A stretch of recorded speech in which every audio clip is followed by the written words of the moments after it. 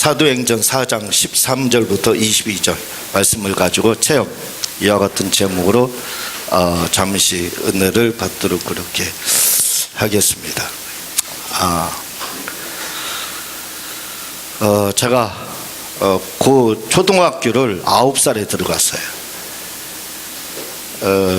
우리 그전에는 다 그렇지만 거리가 상당히 많이 떨어져 있어서 한 4km나 이렇게 시골 동네이기 때문에 걸어서 학교를 다녀야 되기 때문에 부모님이 너무 어리다 해가지고 1살 늦게 이렇게 보냈습니다. 우리 집 식구들은 거의 다 이렇게 9살에 학교를 이렇게 보냈어요.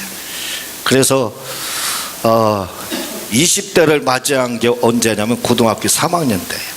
다른 사람들은 그때 10대를 마감하는데 저는 20대가 그때 시작이 됐습니다. 그리고 고등학교 졸업을 하니까 21살이죠. 졸업을 하니까 21살인데 이제 이때 고등학교 2학년 때부터 신앙생활을 시작을 했고, 물론 다른 이유 때문에 신앙생활을 하기 시작을 했는데, 신앙생활을 하면서 주님에 대해서, 예수님에 대해서 만나고 싶은 마음도 많이 들었고, 또 뿐만 아니라 같이 교회 다니는 친구들 중에 이 방언을 말을 하는데, 얘네들이 방언을 말하고 나서 공부를 잘하는 거예요. 그렇게 뛰어나지 않았는데 방언 말하고 나서부터 성적이 향상이 되고 공부를 잘하고 애들이 지혜롭고 하는 것을 보고, 나도 방언을 받아야 되겠다, 그런 생각을 가지고 하나님 앞에 방언을 달라고 끊임없이 기도를 했습니다. 주셨게요? 안 주셨게요? 안 주셨습니다. 그래서 방언을 말하지 못했는데 고등학교 졸업을 하고 작은 교회로 다 이렇게 다른 몸에 병이 있었기 때문에 병을 치유하기 위해서 작은 교회 가서 그 목사님께 부탁을 드리면 기도도 많이 해주고 안수도 해줄 거다, 이렇게 생각을 해서 작은 교회부터 신앙생활을 했는데, 그 교회는 은사가 더 풍성한 교회였습니다. 그래서 다른 사람들은, 다른 이러한 그 청년들은 다 방언을 말하고 하는데 저만 못하는 거예요. 하나님으로부터 요즘 말로 하면 왕따를 당하고 있었습니다. 그래서 이 문제를 좀 해결하고 싶었는데, 어느 날 그 담임 목사님이 대전에 어떤 파남동에 교회가 있었는데 그곳에서 철야 부흥회를 하는데 마치고 금요일까지 했는데 철야 이렇게 한다고 그래서 부흥회 참석을 하고, 부흥회 참석하면 다 주는 줄 알았어요. 방언을 다 받는 줄 알았습니다. 근데 역시 못 받았어요. 제가 그 출발하기 전에 작정을 했습니다. 오늘 내가 방언을 말하지 못하면 내가 성경책을 대전천에다 버릴 거다, 그리고 다시는 교회를 안 다닐 거다, 철석같이 약속을 했습니다. 저는 참 약속을 잘 지켜요. 지금도 잘 지키려고 노력을 많이 하는데, 그날 예배에 참석했는데 못했습니다. 그럼 어떻게 돼요? 성경책 버리고 교회 안 다니는데. 그러기엔 너무나도 아쉬웠습니다. 내가 뭔가 큰 손해를 보는 것 같았어요. 그래서 마침 철야 기도가 있다고 해서 철야하면서 막 기도를 했습니다. 당시 옆에서 고등학생들이 얼마나 뜨겁게 기도했는지 몰라요. 이렇게 원을 그어놓고, 그래서 그 사이에 들어가서 나 방언 좀 하게 해달라고 부탁을 했더니 그 아이들이 저를 가운데다 집어넣고 어떻게 하라 해가지고 결국은 할렐루야입니다. 할렐루야 하라고 해서 결국 나는 한 2시간 동안 했는데, 그러다 보니까 날이 샜어요. 근데 방언이라고 하는데 방언인 같지도 않아요. 똑같아요. 처음이나 끝까지 가짜를 했든 진짜를 했든지 간에 어쨌든 똑같은 것 같아요. 근데 방언이라는 겁니다. 그런가 보다, 방언을 말했나 보다, 이렇게 생각을 하고, 그때까지는 아무것도 저에겐 느낌도 없었고 아무것도 없었습니다. 그런데요, 그 파남동에서 저희 집까지 걸어오는데 한 3-4km 이렇게 됩니다. 새벽에 걸어오니까 처음에는 좀 어둡게 출발을 했는데 집에 도착을 하다 보니까 날이 밝았어요. 저희 집이 대전천 옆에 있었습니다. 그 맞은편에 동화극장이라는 게 있어요. 극장이 있었습니다. 지금도 그 동화극장에서는 이제 횟집으로 변해서 회를 팔고 있는데 그곳에 도착해서 제가 하늘을 바라봤습니다. 하늘을 바라보는 순간 깜짝 놀랄 일이 벌어졌어요. 저는 사도행전 9장에 있는 사도 바울만 눈에서 비늘이 벗겨지는 줄 알았어요. 근데 하늘을 바라보는 그 순간 눈에서 비늘이 싹 벗겨졌습니다. 그러면서 새로운 세계가 열리기 시작하는 거예요. 어제 보았던 태양도 어제의 태양이 아니었습니다.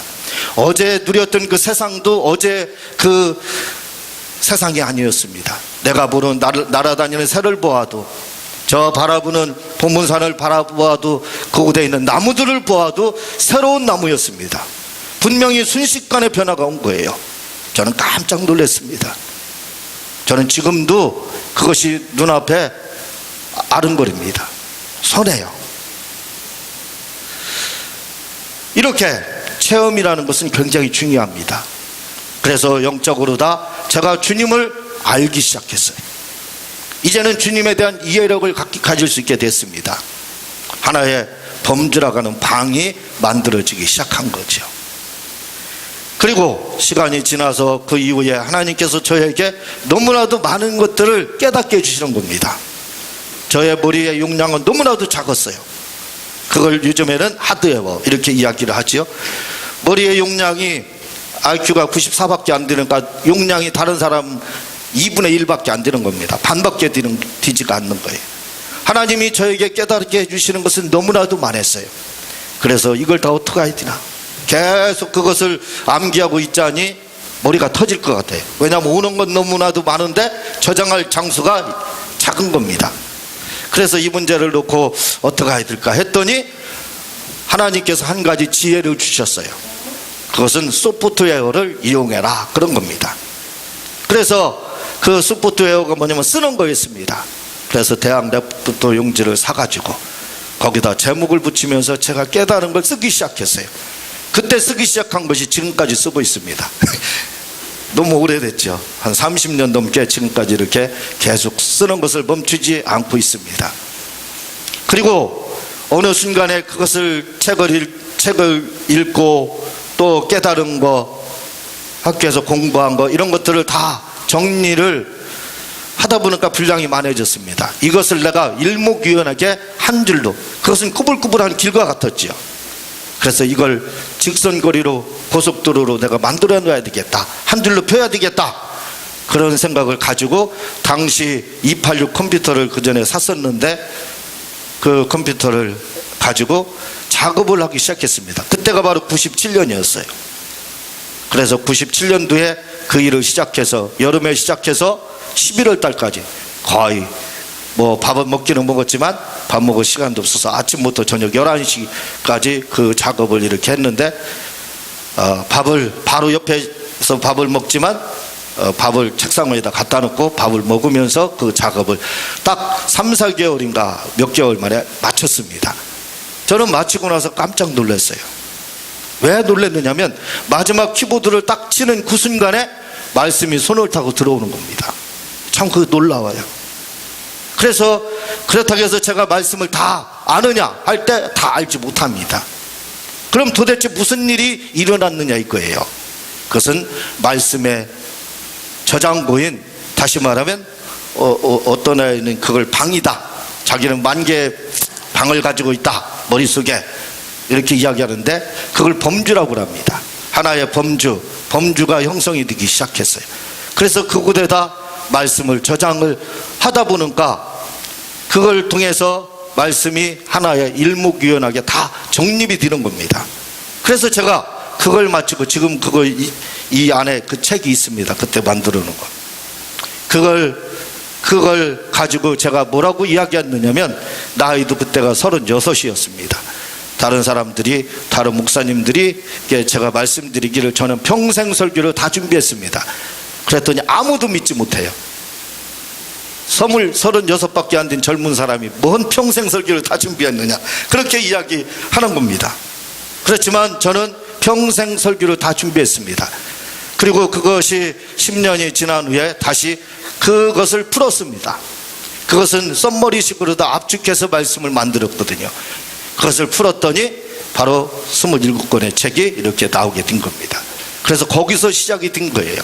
제가 지금 왜 이런 말씀을 드리냐면, 오늘 제자들에게 유대 그 장로들, 지도자들이 뭐라고 이야기를 하느냐면, 너희들은 예수님의 이름을 증거하지 말아라. 그 이름으로 아무 일도 행하지 말아라. 그렇게 이야기합니다. 그랬더니 제자들이 뭐라고 이야기하냐면 이렇게 말합니다. 20절, 4장 20절 한번 읽어봐 주시기 바랍니다. 시작. 예, 보고 들은 것을 말하지 아니할 수가 없다, 이렇게 이야기합니다. 이 보고 들은 것, 다시 말하면 예수님이 부활하신 이후에 보고 그분으로부터 들었던 것, 또한 그분이 이 땅에 계실 때, 공생의 기간 동안에 계실 때 그분에게 들은 이야기들, 그런 보고 들은 거에 대해서, 그들이 체험한 거에 대해서 말하지 않을 수가 없다, 우리는 말할 수밖에 없다, 이렇게 이야기를 하는 겁니다. 이렇게 보고 들은 것에 대해서 이야기하는 것을 가리켜서 뭐라고 그러냐면 바로 증인이라고 하는 겁니다. 증인이 뭐 하는 것이냐, 뭐 하는 사람이냐, 보고 들은 걸 전달하는 사람입니다.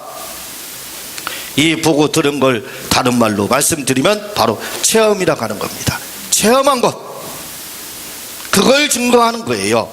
주님이 사도행전 1장 8절에 오직 성령이 너에게 임하시면 너희가 권능을 받고 하면서 내 증인이 되리라, 이렇게 말씀을 했습니다. 증인이 된다는 말씀은 바로 이런 체험이 있어야 된다 이거죠. 그들은 이 체험을 가지고 주님으로부터 보고 들은 것, 부활하신 예수님을 보고 들은 것, 그분을 만지고 그분을 본 것, 그걸 증거한 겁니다. 그거 증거하지 않을 수가 없다, 아무리 말려도. 그러면서 그들은 복음의 증인이 된 겁니다. 사도행전 9장에 보게 되면은 아까 말씀을 드렸듯이 바울 사도가 다메섹 그 도상에서 길에서 하나님을 만나게 됩니다. 예수님을 만나게 돼요. 그런데 바울은 사도행전에 보면 그 내용을 2번 더 말을 하고 있습니다. 예루살렘을 방문했을 때, 포위됐을 때, 잡혔을 때, 그때 계단에서 이스라엘 사람들을 향해서 설교합니다. 간증을 합니다. 증인의 역할을 합니다. 내가 어떤 사람이었던지를 너희들이 잘 알고 있지 않느냐. 그러나 그때 내가 그 도상에서 예수님을 만났다.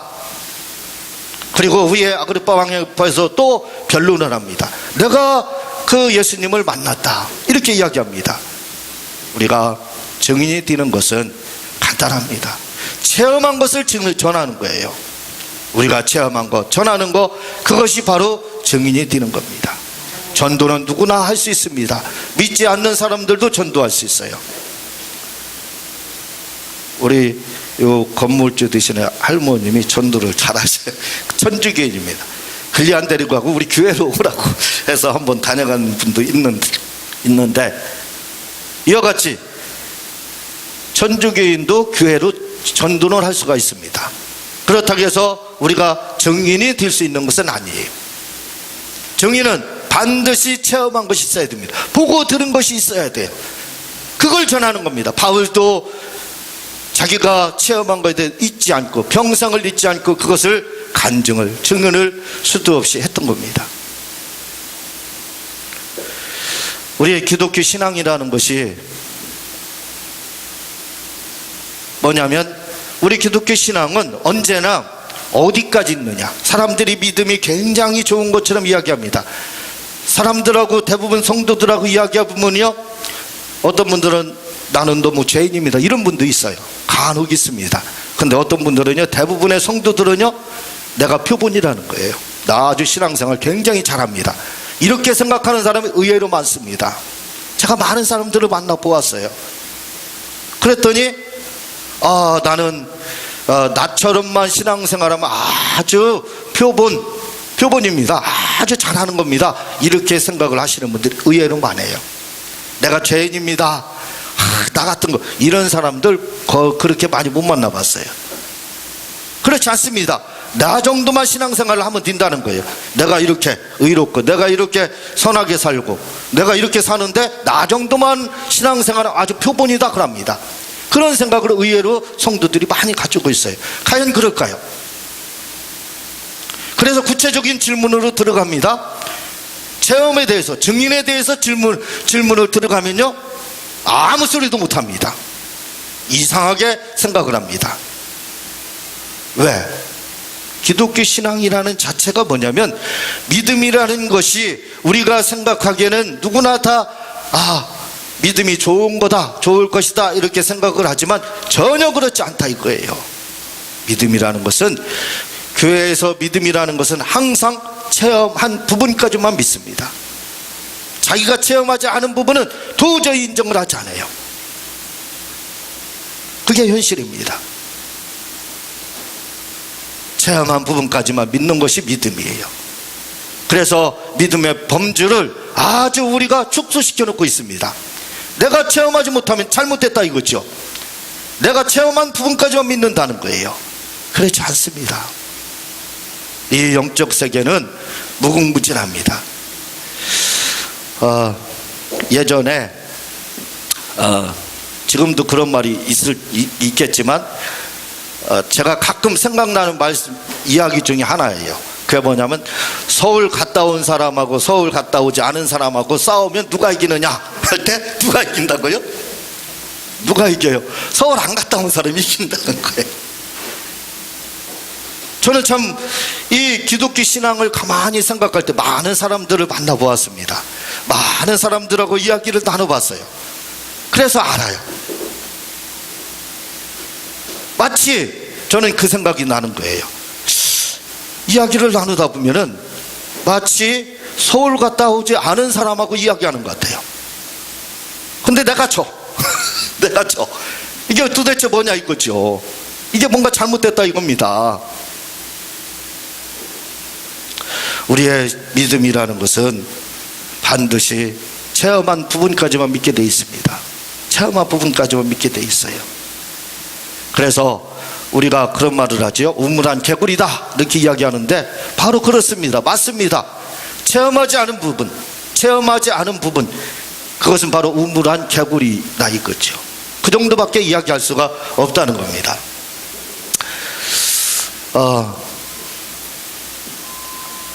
제가 가장 듣기 싫어하는 성도들이 말하는 것 중에 한 가지가 있어요. 그게 뭐냐면 어디서 무슨 소리야? 뭐야? 내가 아까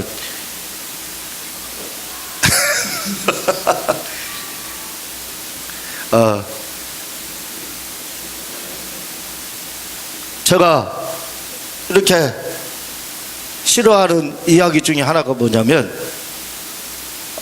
인격적인 만남. 저는 이 말을 굉장히 싫어합니다. 인격적으로 만나야 된다. 신앙생활 할 때 어떻게 해야 되냐? 인격적인 만남을 가져야 된다.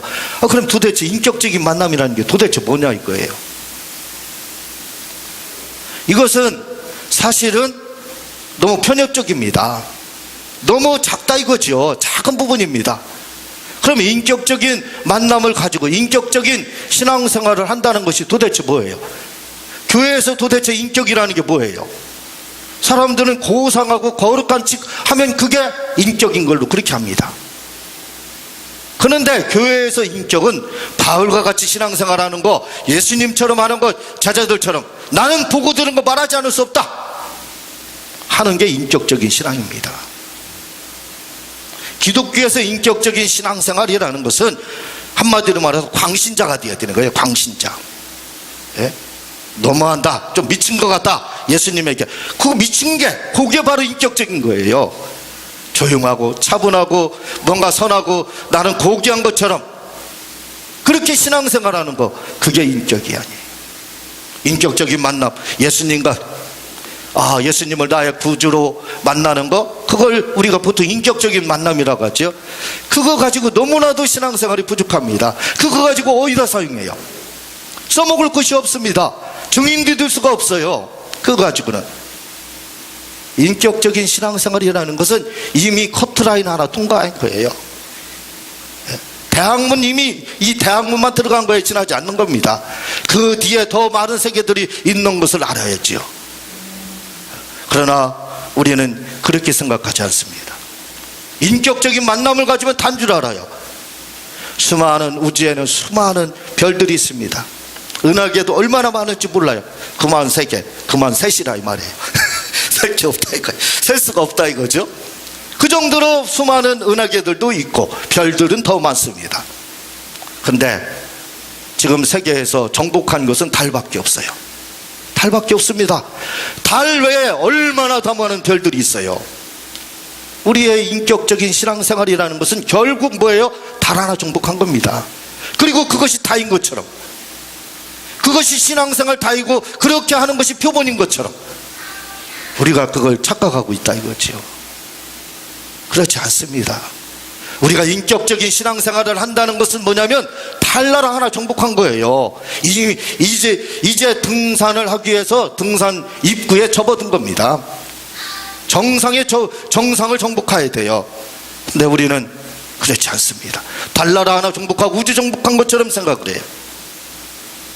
등산로에 접어들고 입구에 접어들고 벌써 등산에 정복한 줄 그렇게 알고 있습니다. 그렇지 않아요. 우리가 정복할 부분이 더 많이 있습니다. 그러므로 우리는 인격적인 신앙생활이 아니라 뭘로다? 체험적인 신앙생활을 가져야 돼. 영적 체험적인, 영성 있는 사람이 되어야 됩니다. 영적 체험을 가져야 된다 이 말이에요. 그것까지 가져야 정상적인 신앙생활이 되는 거예요. 인격적인 만남 좋아요.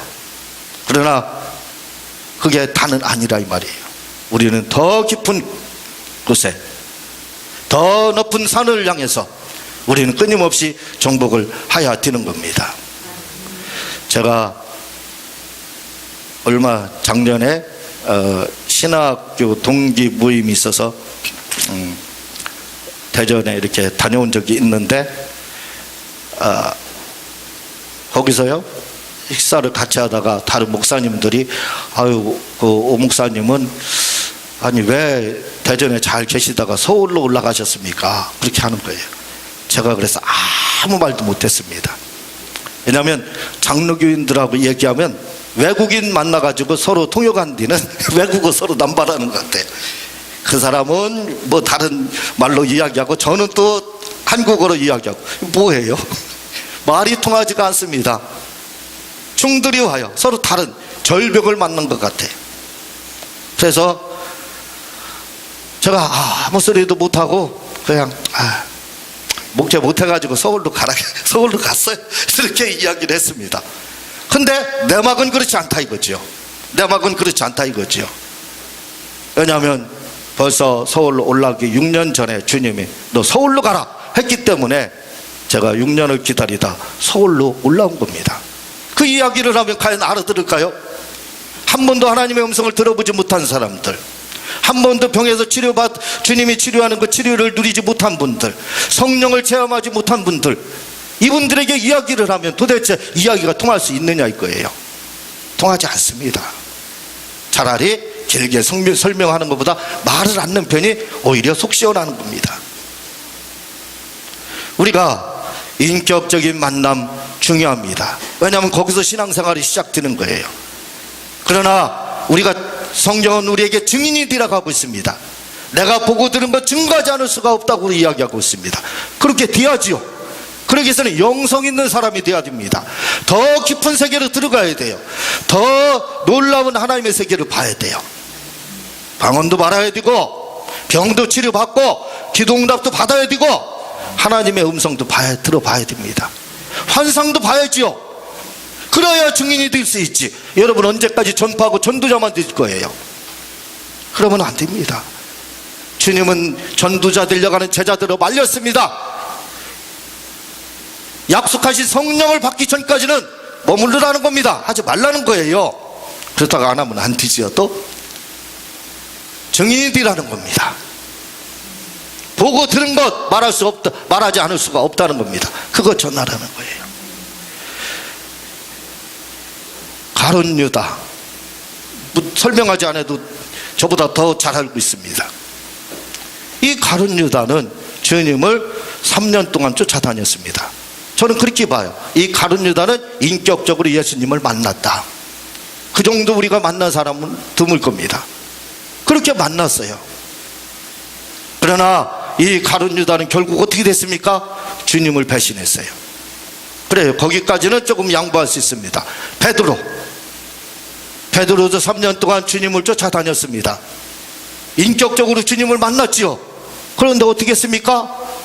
다 알고 있잖아요. 부인했습니다. 주님을.